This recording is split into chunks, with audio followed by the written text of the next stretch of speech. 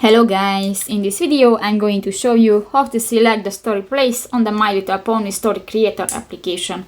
But first of all, I just want to mention, please don't forget to subscribe to our channel, because at 100,000 subscribers we are going to show you our YouTube revenue statistics and growth strategy, how to make money online.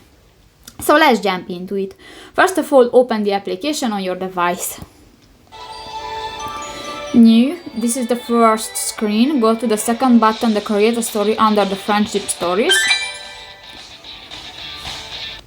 And in the lower side of the screen you can find different buttons, your character, the side characters, and click to the third button, the background picture.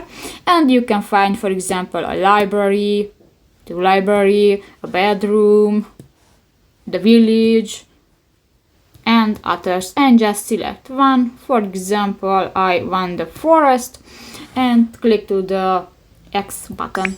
So that's pretty much it for this video, guys. See you in the next one. Bye bye.